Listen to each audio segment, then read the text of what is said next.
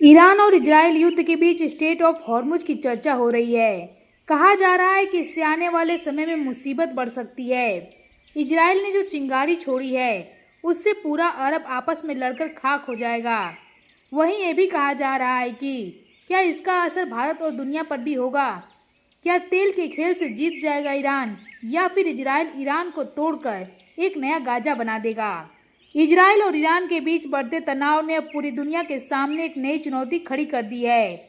यह सिर्फ दो देशों के बीच का संघर्ष नहीं, बल्कि एक ऐसी स्थिति बन गई है जो वैश्विक तेल और गैस बाजारों को हिला सकती है। असल चिंता का केंद्र स्टेट ऑफ हॉर्मुज है, जो अब पूरी दुनिया की निगाह में है। ईरान और ओमान के बीच स्थित यह जलडमरू फारस की खाड़ी को अरब सागर से जोड़ता है और इतने बड़े जहाज को समेट सकता है जिसमें दुनिया का सबसे अधिक कच्चा तेल आता जाता है। यह दुनिया के सबसे बड़े तेल चोक पॉइंट में गिना जाता है और इसकी महत्ता अब अचानक से बढ़ गई है। साल 2024 में इसी रास्ते से रोजाना करीब 2 करोड़ बैरल तेल की आवाजाही हुई, जो वैश्विक खपत का लगभग 20% हिस्सा है। साल 2025 की पहली तिमाही में ये आंकड़ा लगभग स्थिर रहा।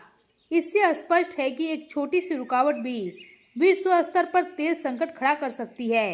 अगर ईरान इस जलडमरू को बंद करता है तो तेल की आपूर्ति रुक जाएगी। वैकल्पिक रास्ते काफी महंगे और लंबे हैं। नतीजतन शिपिंग लागत बढ़ेगी और पेट्रोल डीजल की कीमतें आसमान छूने लगेंगी। यही कारण है कि अमेरिकी नौसेना यहाँ सक्रिय रहती है और हर गतिविधि पर नजर रखती है। सिर्फ सऊदी अरब ही नहीं, UAE, Iraq, Kuwait, Bahrain, Qatar जैसे देश भी इस रास्ते पर निर्भर हैं। वोल्टेस्का डाटा के अनुसार साल 2024 में हॉर्मुज से निकलने वाला 38% कच्चा तेल सिर्फ सऊदी अरब से था। अगर रास्ता बंद होता है तो ये देश गंभीर संकट में होंगे। हालांकि उन्होंने कुछ हद तक पाइपलाइन से विकल्प तैयार किया है।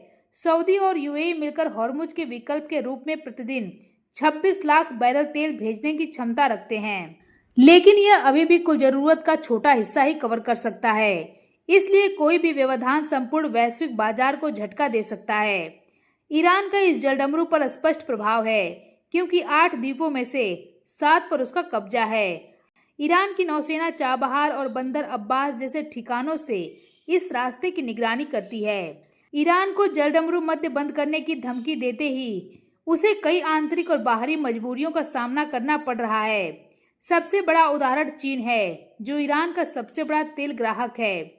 अगर यह रास्ता बंद हुआ तो चीन की आपूर्ति भी रुक जाएगी। ओमान भी इस पूरे रास्ते में एक संतुलनकारी ताकत है। ओमान जलमार्गों को स्वतंत्रता का समर्थक है और उसका दक्षिणी हिस्सा नियंत्रण में है। ऐसे में ईरान में अगर तनाव ज्यादा बढ़ता है तो वह ओमान जैसे सहयोगियों को भी खो सकता है। भारत भी इससे अछूता नहीं रहेगा, क्योंकि भारत रूस से अपनी जरूरत का एक छोटा सा हिस्सा ही कच्चे तेल के रूप में खरीदता है, जबकि क्रूड ऑयल की जरूरत का एक बड़ा हिस्सा अरब देश ही पूरा करते हैं। ईरान खुद भी युद्ध के नुकसान को झेल रहा है। उसके परमाणु ठिकाने, मिलिट्री बेस और रिफाइनरी पर हुए हमलों ने उसे पीछे धकेला है। अगर ईरान हॉर्मुज को बंद करता है तो खुद की ही आर्थिक स्थिरता पर बड़ा खतरा मंडराने लगेगा। दुनिया के ज्यादातर देश समझ चुके हैं कि हॉर्मुज जलडमरू मध्य की रुकावट किसी एक देश की नहीं, बल्कि पूरी मानवता की समस्या बन सकती है। ऐसे में ईरान अपनी धमकी को पूरा करने से पहले शायद 100 बार सोचेगा, क्योंकि उसका भी बहुत कुछ दांव पर लगा है। वहीं कई देश चाहते हैं कि ये युद्ध रुक जाए, लेकिन ईरान ने जंग का ऐलान कर दिया है, जिससे ईरान के साथ साथ पूरी दुनिया की मुश्किलें बढ़ती दिखाई दे रही हैं।